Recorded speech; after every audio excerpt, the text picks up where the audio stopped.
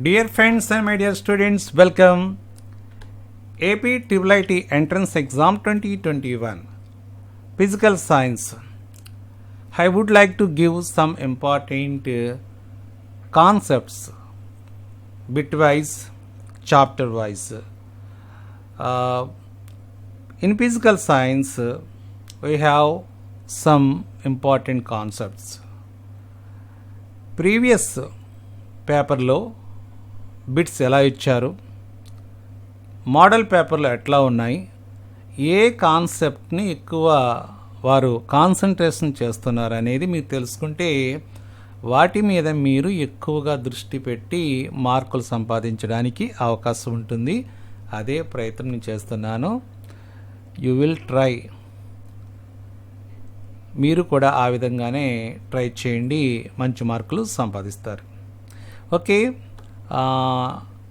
ఇది చూడండి. Which one of the following statements is true with respect to units of specific heat. Specific heat సంబంధించి ఇక్కడ మనకి ప్రమాణాలు ఇచ్చారు. ఈ ప్రమాణాలు ఏది కరెక్ట్గా ఉన్నదో అంటే మీరు ఖచ్చితంగా అన్నీ ఒకే రకంగా ఉంటూ ఉంటాయి, వాటిని ఐడెంటిఫై చేయాలి. ఫస్ట్ లెఫ్ట్ హ్యాండ్ లైన్ కరెక్ట్గా ఉన్నాయి, రైట్ హ్యాండ్ సైడ్లో ఇవన్నీ కూడా కొద్దిగా తేడాలు ఉన్నాయి. కరెక్ట్ అయినది మనం గమనించాలి, అంటే ఇది ఖచ్చితంగా గుర్తుపెట్టుకోవాలి. Next, the heat energy required to raise the temperature of 80 grams of ice at -10 degrees C to water at 60 degrees centigrade అని మంచుకు సంబంధించి ఒక లెక్క ఇచ్చారు. లెక్కలు కొన్ని ఖచ్చితంగా ఉంటాయి, అవి టెక్స్ట్ బుక్ని ఫాలో అవుతూ చేస్తే మీకు ఈజీగా వస్తాయి. నెక్స్ట్ చూడండి, అసర్షన్ ఇచ్చారు, రీజన్ ఇచ్చారు. దీనికి సంబంధించి ఇక్కడ బాష్పీభవనానికి సంబంధించి 2 స్టేట్మెంట్స్ అయితే ఇక్కడ ఇవ్వడం జరిగింది. వాటిలో ఏది కరెక్టు అనేది ఇక్కడ మనం గమనించాలి. ఇది హీట్ సంబంధించి. అలాగే దీంతో హీట్ సంబంధించి మనకి boiling point, melting point, absolute zero temperature, room temperature అని ఇచ్చేసి మీరు గమనిస్తే రైట్ హ్యాండ్ సైడ్లో మనకి 373K, 0K, 293K, 273K అని అన్నీ ఒకే రకమైన ఒక ప్రమాణం కెల్విన్ మానంలో ఇచ్చారు. సో నెక్స్ట్ మనం గమనిస్తే స్పెసిఫిక్ హీట్ ఇన్ క్యాలరీస్ ఇచ్చి దానికి సంబంధించి ఒక చిన్న ప్రశ్న మనకి ఇవ్వడం జరిగింది. క్రింది వాళ్ళు ఉష్ణోగ్రత మార్చడానికి ఎక్కువ అయిష్టత గల పదార్థం ఏంటన్నట్టు మనకి ఇవ్వడం జరిగింది. సో మీరు ఈ యొక్క ప్రశ్నలను ఒకసారి గమనిస్తే టెక్స్ట్ బుక్ మనకి ఎంత బాగా ఉపయోగపడుతుందో ఇప్పుడు మీకు అర్థమవుతుంది. ఆ కాన్సెప్ట్ని ఎలా మనం నేర్చుకోవాలో చూద్దాం. Okay my dears, the first chapter heat. Heat lesson text book సంబంధించి ముఖ్యమైన కాన్సెప్ట్స్ ఏమున్నాయో ఒకసారి పరిశీలిద్దాం. ఈ కాన్సెప్ట్ నుంచే మనకి ఎక్కువ వస్తూ ఉంటాయి. రిమైండ్ బిట్స్ డైరెక్ట్గా వస్తాయి. ఇప్పుడు నేను చెప్పబోయేది డైరెక్ట్ బిట్స్ జోలికి వెళ్ళడం లేదు. ఏవైతే మనకి కాస్త క్రిటికల్గా, డిఫికల్ట్గా అడుగుతూ ఉంటారో, మనల్ని కన్ఫ్యూజ్ చేసే ప్రయత్నం చేస్తారో అలాంటి వాటిని నేను ఇక్కడ గుర్తు చేస్తున్నాను. Look carefully. 1 calorie 4.16 joules కంపల్సరిగా మీ మైండ్లో ఉండాలి. వాటిలో ఏబిసిడి బిట్స్లో మనకి దీన్ని 4.816 అట్లా మారుస్తూ ఉంటారు, కాబట్టి డోంట్ కన్ఫ్యూజ్. సో ఏంటిది, మనం 1 calorie ఒక క్యాలరీ 4.186 జౌలుకు సమానము అనేది తెలుస్తుంది. అలాగే క్యాలరీ అంటే కూడా ఇక్కడ మనకి డెఫినేషన్ ఇచ్చారు. ఈ డెఫినేషన్ కూడా 1 degree పెంచడానికి ఏదైతే ఉందో అది చదువుకోండి. Next, SI unit of temperature kelvin. SI యూనిట్లో మనం ఉష్ణోగ్రతని కొలవడానికి ఉపయోగించే మానం కెల్విన్ మానం. దీనికి సంబంధించి లెక్కలు ఇచ్చారు కదా, ఇందాక చూపించాను మీకు. అంటే కన్వర్ట్ చేయాలి. ఇక్కడ డిగ్రీ 0 degrees సెంటీగ్రేడ్ 273, ఒక్కొక్కసారి 30 డిగ్రీలని మనం కన్వర్ట్ చేయాలనుకోండి, ఏం చేస్తాము, 273 కలుపుతాం. ఓకే, ఆ ప్రకారం కింద ఇచ్చారు కదా, అంటే 273 ప్లస్ 30 ఈజ్ ఈక్వల్ టు మనం 303 అనేది మనం గుర్తిస్తాం. ఓకే, ఈ విధంగా మనం ఈ యొక్క కెల్విన్ సంబంధించి గ్యారంటీగా మనకి క్వశ్చన్ వచ్చే అవకాశం ఉంటుంది. కాబట్టి దీని మీద మీరు కాన్సన్ట్రేషన్ చేయండి. మ్యాచింగ్ రూపంలో రావచ్చు, కన్వర్ట్ చేయొచ్చు, వేరే రకంగా అడగొచ్చు. ఎలాగ ఇచ్చినా మీరు చక్కగా చేసేస్తారు. డైరెక్ట్గా అయితే క్యాలరీ అంటే డెఫినేషన్ డైరెక్ట్ బిట్ వచ్చే అవకాశం ఉంటుంది. ఎస్, కెనెటిక్ ఎనర్జీ సంబంధించి కూడా మీకు ఐడియా ఉంటుంది కాబట్టి నో ప్రాబ్లం. అండ్ నెక్స్ట్ ఏంటంటే specific heat. It is also very important. Specific heat సంబంధించి ఖచ్చితంగా టచ్ చేసే అవకాశం ఉంది దీంట్లో. స్పెసిఫిక్ హీట్లో దీంట్లో మనకి యూనిట్స్ ఎలా ఉన్నాయి అనేది మీరు ఒకసారి పరిశీలించండి. అలాగే ఎలా కన్వర్ట్ చేస్తారు అనేది ఇక్కడ మనకి కంపల్సరీగా Q is equal to MS delta T సంబంధించి ఎక్కువగా మనకి కాన్సెప్ట్ వచ్చే అవకాశం ఉంది. Specific heat Q is equal to MS delta T. S specific heat అనేది మనకు తెలుసు. దీనికి సంబంధించి యూనిట్స్ ఏమున్నాయి అవి కూడా మనం గుర్తుపెట్టుకోవాలి. S ఈజ్ ఈక్వల్ టు ఒక రకంగా చెప్పాలంటే if S what is S is equal to Q by M delta T అనేది ఈ ప్రకారమైన మనం రాయొచ్చు. నెక్స్ట్ ఇక్కడ నెక్స్ట్ వెరీ ఇంపార్టెంట్, మనం CGS విశిష్టోష్ణానికి CGS ప్రమాణాలు ఏంటి, what are units in CGS మనం అడిగాం. CGS యూనిట్ స్పెసిఫిక్ హీట్కి calorie per gram, small dash చిన్నది ఉంటుంది, డిగ్రీ సెంటిగ్రేడ్ అని ఉంటుంది ఇది. అదే SI యూనిట్ అనుకోండి, జౌల్ ఫర్ కేజీ కెల్విన్. ఇక్కడ CGS కాబట్టి క్యాలరీలో వచ్చింది, ఇక్కడ జౌల్ వచ్చింది. ఈ గ్రాము ఇక్కడ కేజీ, ఇక్కడ సెంటిగ్రేడ్ వచ్చింది, ఇక్కడ కెల్విన్ వచ్చింది, అంతే తేడా. ఇది రెండు ఒకటని చూపించండి. 1 calorie gram degree centigrade, 1 kilo calorie KG inverse అని ఇది ఇచ్చాడు మనకి. దీనికి సంబంధించి ఖచ్చితంగా 4.186 ఇదే కాస్త తేడాగా మనకి లెక్కలో ఇస్తూ ఉంటారు. ఇందా చూసారు కదా మీరు ఒకసారి. ఎస్, ఇచ్చిన మోడల్ పేపర్లో ఇక్కడ చూడండి 1 క్యాలరీ గ్రామ్స్ 4.16 ఇది కరెక్టా కాదా స్టేట్మెంటు దీంట్లో వచ్చింది. నెక్స్ట్ మనకి ముందు చూడండి, ఇక్కడ మనం చూస్తే కెల్విన్ సంబంధించి గ్రూపులో ఇక్కడ మనకి ఇచ్చారు. ఇవన్నీ కూడా మార్చుకోవాలి మనం. 373 అంటే ఎన్ని డిగ్రీలకు సంబంధించి సెంటిగ్రేడ్లో, అలాగే 298 ఇవన్నీ విడదీసుకుంటే మనకు వచ్చేస్తుంది. ఉదాహరణ దీంట్లో మనకి బాష్పీభవనం బాయిలింగ్ పాయింట్ ఎంత మనకి 100 డిగ్రీ. ఇక్కడ 100 డిగ్రీ ఉందా, లేదు. కానీ 373 అంటే ఏంటి, 273 ప్లస్ 100 అంటే 100 డిగ్రీ సెంటిగ్రేడ్. అంటే ఇది కరెక్ట్గా మనకి మ్యాచ్ అవుతుంది. ఈ విధంగా మనం బాష్పీభవనం అలాగే ద్రవీభవనం ఎంత, గది ఉష్ణోగ్రత ఎంత ఉంటుంది, ఇవన్నీ కూడా ఆన్సర్లు మీ దగ్గర ఉన్నాయి కాబట్టి దీన్ని సింప్లిఫై చేసుకోండి, అప్పుడు ఈజీ అవుతుంది. ఓకేనా. అలాగే మనం ముందుకు వెళితే క్యాలరీ సంబంధించి ఇచ్చారు, అది మళ్ళీ చెప్పుకుందాం. ఇక్కడ చూడండి ఎంత మనకి కన్ఫ్యూజ్గా ఇచ్చారో. Which one of the following statement is true with respect to units of specific heat అని ఇచ్చారు. మనం ఇప్పుడు చదువుకున్నాం మనం 4.186168. ఇక్కడ కరెక్ట్గా మనం చూస్తుంటే 10³ జౌల్ కేజీ అని ఇచ్చారు. ఇక్కడ చూడండి 4 పాయింట్ లేదు, ఇక్కడ ఇది ఆన్సర్ రాంగ్.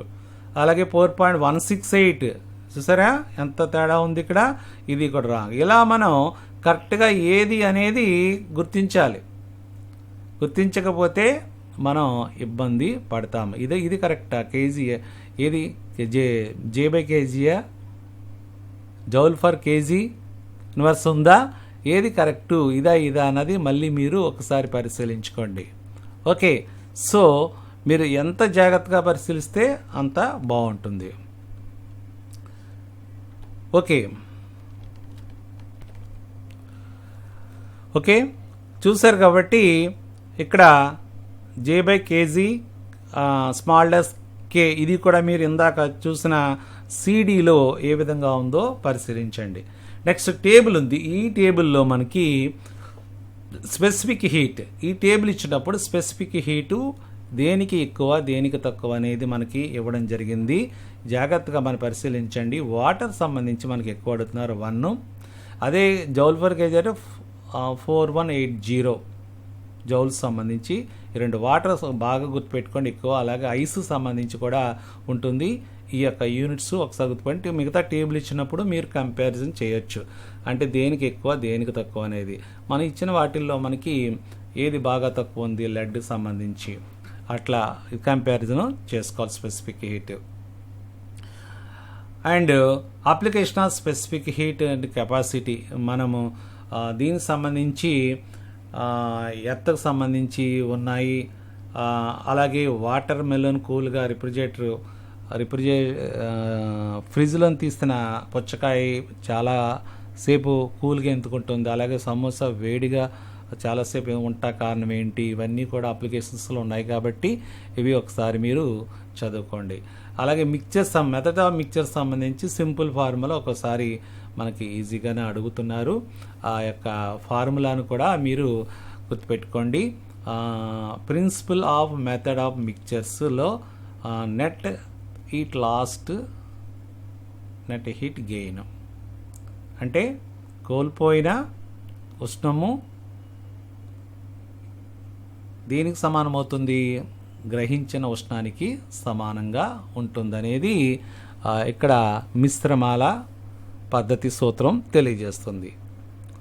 అలాగే మెటీరియల్ ఇక్కడ ఒక ఈక్వేషన్ ఉంది, ఇది కూడా ఒకసారి ఈక్వేషన్ పరిశీలించి గుర్తుపెట్టుకోండి సరిపోతుంది. ఎవాపరేషన్ సంబంధించి బాష్పీభవనానికి సంబంధించి కూడా మనకి ఇవ్వడం జరుగుతుంది.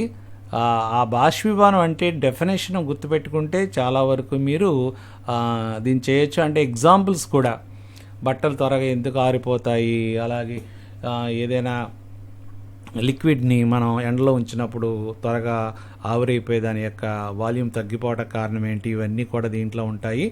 ఆపరేషన్ డెఫినేషన్ చూడండి ఇక్కడ. The process of escaping of molecules from the surface of a liquid at any temperature is called evaporation. అది ఇంగ్లీష్లో. ఇది బాష్పీభవనం సంబంధించి చదువుకోండి. బాష్పీభవనం నిర్వచనం అంటే ఏంటో మీరు తెలుగు మీడియం వాళ్ళు చదువుకోండి. నెక్స్ట్ కండెన్సేషన్, సాంద్రీకరణం సంబంధించి కూడా ఉదాహరణలు మీరు జాగ్రత్తగా పరిశీలించుకోండి. మనము పొగమంచు సంబంధించి కానీ లేకపోతే నీటి బిందువులు ఏర్పడడం, అలాగే ఒక కూల్ డ్రింక్ సంబంధించి బయటికి తీస్తున్నప్పుడు చుట్టూ నీటి బిందువులు ఏర్పడడం, అలాగే బాత్రూంలో సంబంధించి మనం స్నానం చేసిన తర్వాత మన బాడీ వేడిగా ఉండేటట్లు ఉండడం, ఇవన్నీ కూడా మనకు వస్తాయి. అలాగే హ్యూమిడిటీ అంటే కూడా మనకు తెలుసు. దాన్ని మనం ఆర్ద్రత అంటే ఏంటి, ఇవన్నీ నిర్వచనాలు ఇవి. The amount of water vapour present in air is called humidity. నీటిలో నీటి ఆవిరి శాతాన్ని మనం ఆర్ద్రత అంటాము. నీటి ఆవిరి శాతాన్ని గాలిలో ఉండే నీటి ఆవిరి శాతాన్ని హ్యూమిడిటీ అంటారు. అది రాసుకుంటాము. అలాగే ఫ్యూ అండ్ పొగమంచు సంబంధించి డ్యూ అండ్ ఫాగ్, ఇవి కూడా మనం తుషారము